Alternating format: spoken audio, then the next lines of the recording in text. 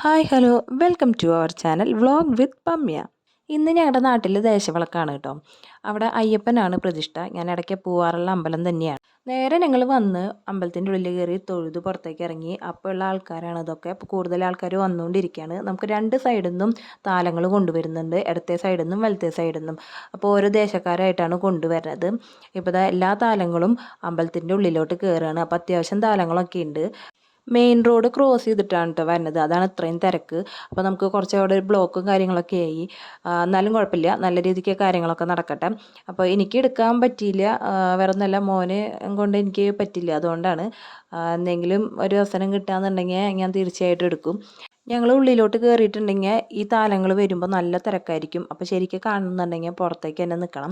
അപ്പോൾ രണ്ട് സൈഡിൽ നിന്നുള്ള താലങ്ങൾ കയറാണ് കേട്ടോ. പാലക്കൊമ്പ് എഴുന്നള്ളിച്ച് വരുന്നുണ്ട്, ചിന്തുപാട്ടുണ്ട്, സ്വാമിമാർ ബാക്കിലുണ്ട്, വെളിച്ചപ്പാടുണ്ട്, അങ്ങനെ കുറേ കാര്യങ്ങൾ ബാക്കിലുണ്ടാവില്ല. അവരൊക്കെ ഇതാ വന്നുകൊണ്ടിരിക്കുകയാണ് അവിടുന്ന്. പക്ഷേ നമുക്ക് ഈ പാട്ടൊന്നും ഇടാൻ പറ്റില്ല, എന്തെങ്കിലും സ്ട്രൈക്കോ അല്ലെങ്കിൽ കോപ്പിറൈറ്റോ അങ്ങനെ കിട്ടിയിട്ടുണ്ടെങ്കിൽ പണി പാടും. പക്ഷെ നല്ല നല്ല പാട്ടുകളാണ് കേട്ടോ അവർ പാടുന്നുണ്ടായിരുന്നു, നമുക്ക് കേട്ട് നിൽക്കാൻ തോന്നാം. അപ്പോൾ താലങ്ങളൊക്കെ ഉള്ളിലോട്ട് കയറി. ഇപ്പോൾ താലമൊക്കെ ശരിയാണ്, ഒരു സൈഡിൽ വെച്ചുകൊണ്ടിരിക്കുകയാണ്. അപ്പം ഞങ്ങൾ അങ്ങോട്ട് കയറി നിൽക്കുകയാണ്. അത്യാവശ്യം നല്ല തിരക്കുണ്ട്, ബാക്കിൽ നിന്ന് നല്ല ഉന്ത് കിട്ടുന്നുണ്ട്. പെട്ടെന്നാണ് അവിടുത്തെ ചുറ്റുപാടൊക്കെ ഒന്ന് മാറിയത്. നല്ല തിരക്കും നല്ല അയ്യപ്പൻ്റെ പാട്ടുകളും പിന്നെ ചിന്തുപാട്ടും ഒക്കെ കൂടിയിട്ട് നല്ലൊരു വൈബായിരുന്നു കേട്ടോ. പ്രത്യേകിച്ച് നമുക്ക് കൂടുതലൊരു എന്തൊരു പോസിറ്റീവ് എനർജി കിട്ടും, ആ ഒരു രീതിയായിരുന്നു അവിടെ. പൂജ തുടങ്ങി, പിന്നെ അവിടെ കർപ്പൂരമൊക്കെ വെച്ചിട്ട് ഓം എന്ന് എഴുതിയിട്ടുണ്ട്. അപ്പോൾ അതൊക്കെ കാണുമ്പോഴും അതേപോലെ തന്നെ അവിടുത്തെ ആ രീതികളൊക്കെ കാണുമ്പോൾ നമുക്ക് നല്ലൊരു എനർജിയാണ്, നമുക്ക് കൂടുതൽ ഭക്തി കൂടുള്ളൂ. അത്രയും എന്താ പറയുക, പറയാൻ പറ്റില്ല, അങ്ങനത്തെ ഒരു എക്സ്പീരിയൻസ് ആയിരുന്നു കേട്ടോ അത്. കർപ്പൂരം കത്തിച്ച് താലൊക്കെ കൊണ്ടുവന്നു. അപ്പോൾ ഒഴുങ്ങി ഭസ്മൊക്കെ തൊട്ടു.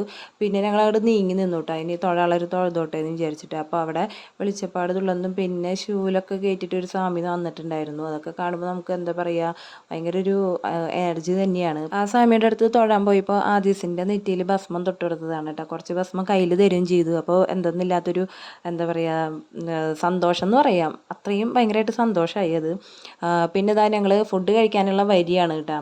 ആ അറ്റം തൊട്ടിട്ട് ഈ അറ്റം വരെയുണ്ട് വരി. അപ്പോൾ ആ വരി നിൽക്കണോടത്തിന് നമുക്ക് കാണാൻ പാടില്ലാത്ത കാര്യങ്ങളാണ് അവിടെ ഉള്ളത്. എന്താണെന്നറിയില്ല, ആദീസ് വാശി പിടിച്ചില്ല ഇപ്രാവശ്യം. അല്ലെങ്കിൽ എന്തെങ്കിലും വാങ്ങിച്ചു തരാൻ പറഞ്ഞിട്ട് വാശി പിടിക്കും. പക്ഷെ ഇന്ന് എൻ്റെ മോൻ നല്ല കുട്ടിയായിട്ട് നിന്നു, വാശിയൊന്നും പിടിച്ചില്ല. അന്നദാനത്തിനുള്ള വരിയിലാണ് കേട്ടോ ഞങ്ങൾ നിൽക്കുന്നത്.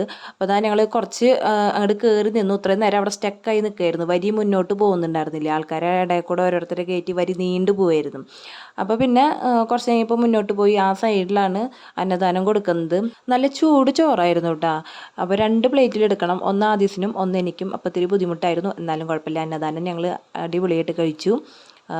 പിന്നെ മനസ്സ് നിറഞ്ഞിട്ടാണ് ഇവിടെ നിന്ന് പോകുന്നത്. ഇനിയും കാണണമെന്നുണ്ട്, പക്ഷേ ഈ പറഞ്ഞ പോലെ നമുക്ക് ലേറ്റ് ആവും. അതുകൊണ്ട് ഞങ്ങൾ പോവുകയാണ് വീട്ടിലേക്ക്. അപ്പോൾ അതാ ഞങ്ങൾ വീട്ടിലെത്തി. അപ്പോൾ ആദീസ് അവിടെ നിൽക്കുകയാണ്. ഇത് എന്താ സംഭവം എന്ന് വിചാരിച്ചിട്ട് ഞാൻ പോണ നേരത്തെ അവന് ഷർട്ടൊന്നും തേച്ചിട്ടുണ്ടായിരുന്നു, അയൺ ബോക്സ് എടുത്ത് വയ്ക്കാൻ വേണ്ടി മറന്നു. ചൂടൊന്നുമില്ല, വരുമ്പോഴേക്കും ചൂടാറി. ഞങ്ങൾ വീടെത്തി, ഇനി ഉറങ്ങാൻ പോവാണ്. Good night, sweet dreams. Adi നോക്കിയേ, ടാറ്റാ.